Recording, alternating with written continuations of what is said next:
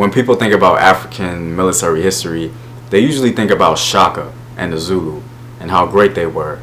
And if you're more advanced, you usually think about the Almoravid Empire under the Moors and their leader Abu Bakari and how they took parts of southern Spain. Let's be honest, most people think the Zulu were Africa's most powerful military because essentially the British told you to believe that. The truth is, though, there's a more ancient African nation with a far better track record than the Zulu and even the Moors of North Africa.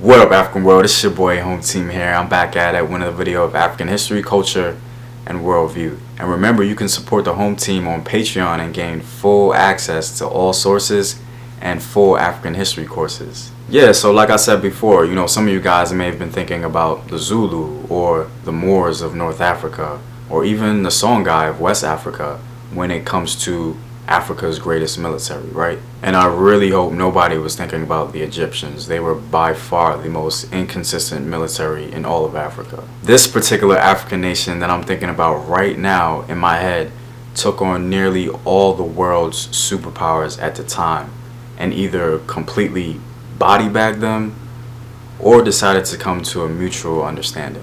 For whatever reason, non-African nations didn't want no smoke when it came to ancient Kush. I hope you guys see what I did there. So yeah, guys, we're talking about ancient Kush. If we take a real genuine look at the history of Kush and just the region in general, it all just speaks for itself. Now, some of you guys may agree that ancient Kush was probably one of the most underrated nations in African history, but very rarely would anybody call ancient Kush the greatest concerning its military. But I'm suggesting to you today that their military history and their reputation worldwide made Kush the greatest African military in all of African history. I'll explain why. First, I'm going to talk about the history of the people and the region and how they gained their reputation. And then I'm going to talk about how they took on nearly all the world's superpowers at the time. Let's begin with the history of ancient Kush, or the history of where they come from, which is what we call Nubia, which is in the region of Sudan today. Most people incorrectly believe the first civilization in Africa was Egypt, but that's actually incorrect. Egypt was not the first civilization in Africa. The first recognized civilization in Africa was a Nubian one that the Egyptians called Tasseti.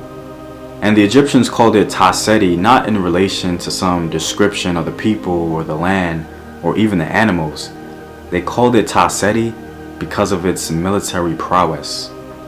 Tasseti means land of the bow because the Egyptians knew that these Nubians were excellent archers, and from their perspective, these Nubians were the best in the world. So right off the bat, the Nubians were recognized for their particular militaristic character. So let's talk about the first foe that these proto-Kushites had. We all know that Egypt conquered Nubian regions on different occasions, and you have every right to be like, well, Home Team, if you think Egypt's military was weak, how can you say that the Kushites were the most powerful military in African history if the Egyptians defeated them? The answer to that is twofold. Number one, that region that we would later associate as Kush was not unified like Egypt was. Because Egypt had more political and economic structure, many Nubians would go to Egypt for work, especially for the Egyptian military. And that leads us to our second point. Egyptians employed Nubians all the time in their military. Even King Xerxes of Persia employed Nubian archers. Weni the Elder, who was a court official in Egypt, mentioned how Egyptians employed Nubian soldiers all the time.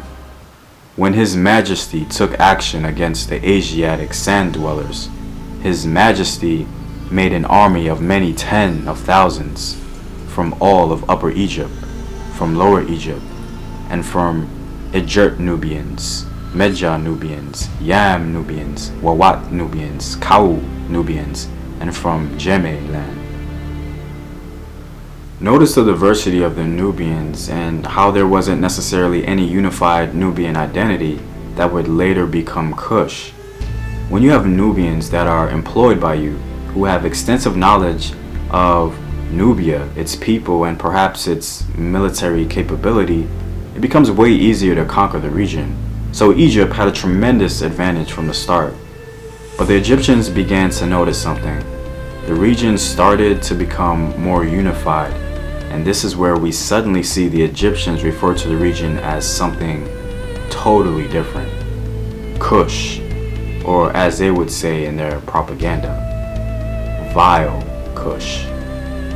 We had a new identity forming in the region called the Kushites, and that's when the greatest military in African history was formed. After Kush gained its independence from Egypt, Egypt was never able to bang with the Kushites again. In fact, the bitter rivalry between Kush and Egypt ended when Kush conquered Egypt. The fact that Kush conquered Egypt, however, is not really the story like most would think. It's the relative ease in which Kush ran through Egypt. You see, nobody really mentions the time before Kush conquered Egypt, when the Kushites ran through Egypt but simply decided not to stay and occupy it. Truly a sign of domination. It was a time that literally scared the crap out of Egypt.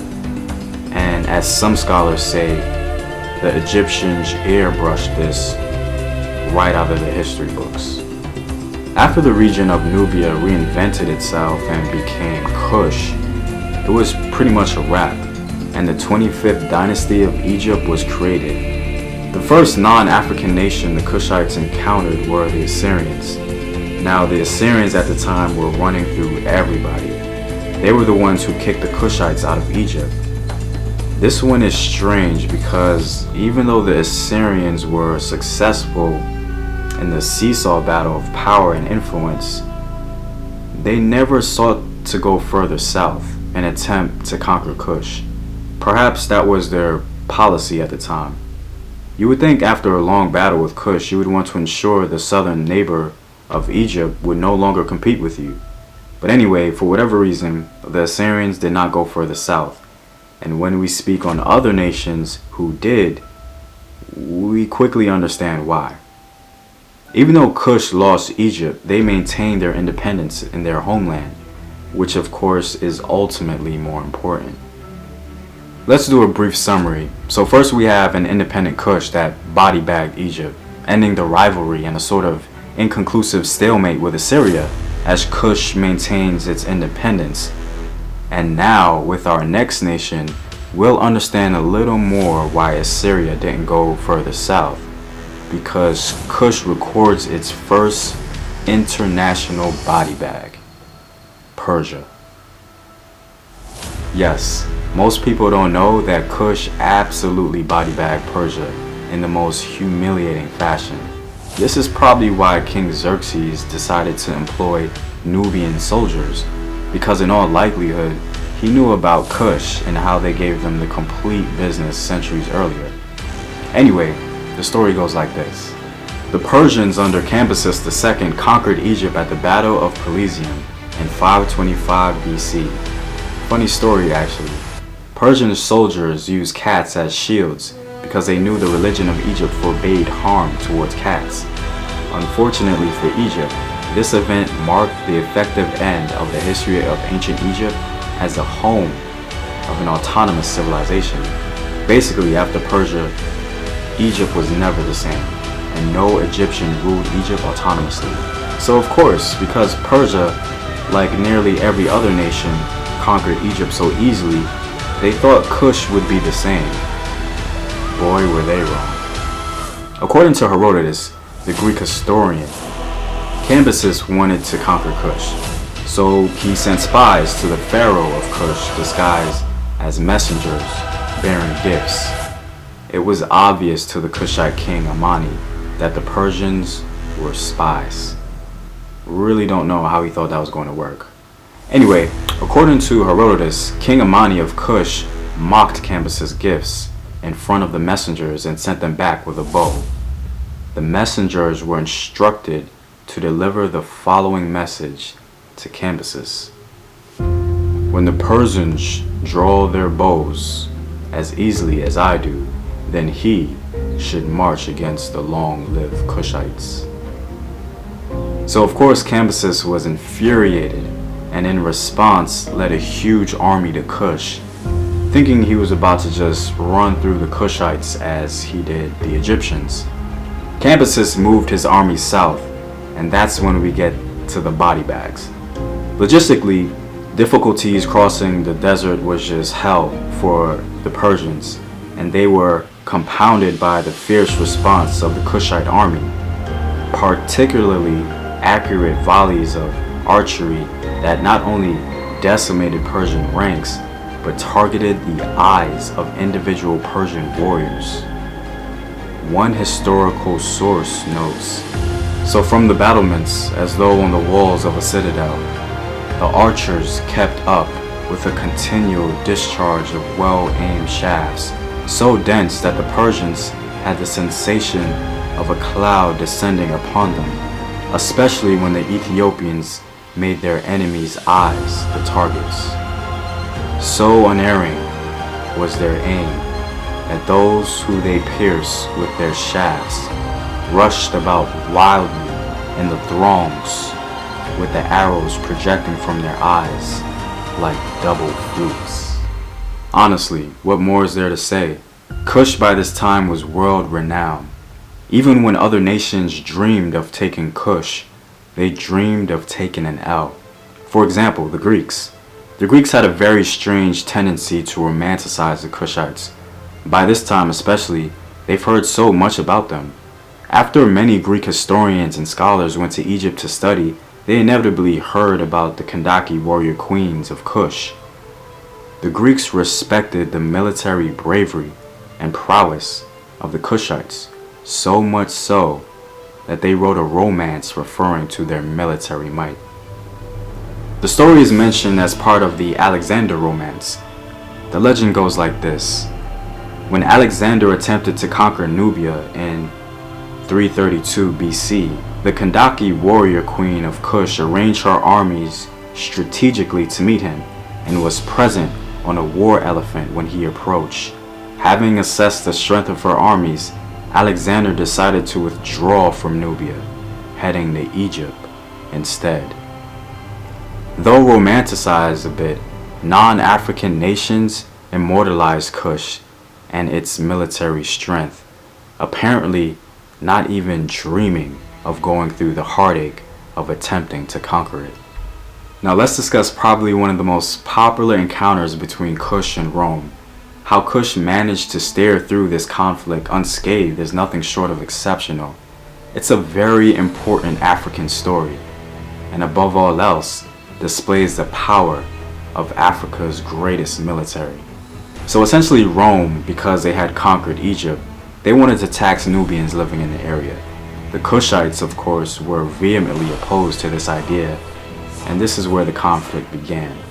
The Kushites penetrated as far south as the Aswan area, defeating 3 Roman cohorts, conquering Syene, Elephantine, and Philae, capturing thousands of Egyptians and even some Roman soldiers, and overthrowing a bronze statue of Augustus recently erected there. The head of one of these Augustan statues was carried off to Meroe, the capital of Kush, as a trophy and buried under a temple threshold of Queen Amanirenas. Rome, of course, retaliated, taking the Kushite city of Napata, but they pulled back largely due to geographical conditions. The taking of Kushite territory did not deter Kushite resilience. 3 years later, under Queen Amanirenas, with strong reinforcements of African troops from further south, Kushite pressure advanced on the Romans. The Romans sent troops to meet the Kushites, but a final clash did not occur, but negotiations instead. Negotiations that favored the Kushites, giving them all they desired, including removing taxing policy of Nubians. The Meroitic diplomats were invited to confer with the Roman Emperor Augustus himself, on the Greek island of Samos, where he was headquartered temporarily. The Kushites did not appear as beaten foes because of the aggressive message brought to the Romans by the envoys of Meroe. A bundle of golden arrows was presented with the envoys reportedly saying, "The queen sends you these arrows. If you want peace, they are a token of her friendship and war. If you want war, you're going to need them." Rome was no doubt one of the most powerful nations in the world at that time, and their strategic withdrawal from Kush can be seen as nothing short of respect for an underestimated enemy. No matter how we cut it, slice it, or dice it, the Romans didn't even want smoke with the Kushites. In conclusion, the Kushites kept their independence once again, and some may even say gained superpower status at this time. An organized ancient Kush was finally overrun by another African nation in the Aksumite Empire. Even when Kush finally ended, what resulted from it was three powerful Christian nations that we collectively call Christian Nubia. It was as though the region reinvented itself and invoked its superior military culture. For almost 600 years, the powerful bowmen of the region created a barrier for Muslim expansion into the northeast of the African continent, fighting off multiple invasions and assaults with stinging swarms of arrows. One modern historian likens Nubian resistance to that of a dam, holding back the Muslim tide for several centuries. The absolutely unambiguous evidence and unanimous agreement of the early Muslim sources is that the Arabs' abrupt stop was caused solely and exclusively by the superb military resistance of Christian Nubia. The Arabs were spreading Islam rapidly and conquering as far as North Africa and Europe, but the one region they simply could not conquer was the old region of Kush, or known then as Christian Nubia. The military history of ancient Kush is legendary and is the greatest in all of Africa. It deserves to be respected and glorified. Kush took on the most powerful nations on the planet and maintained a very impressive resume. They either completely bodied their enemies, or non-African nations decided they didn't want no smoke via bipartisan agreement. Either way you look at it, ancient Kush is the golden child of African military genius. So I'm pretty much all out, guys. If you want access to sources and full African history courses, you can visit the home team on patreon.com. The link is in the description box below. It's your boy, Home Team. Know thyself. Remember your ancestors. Peace.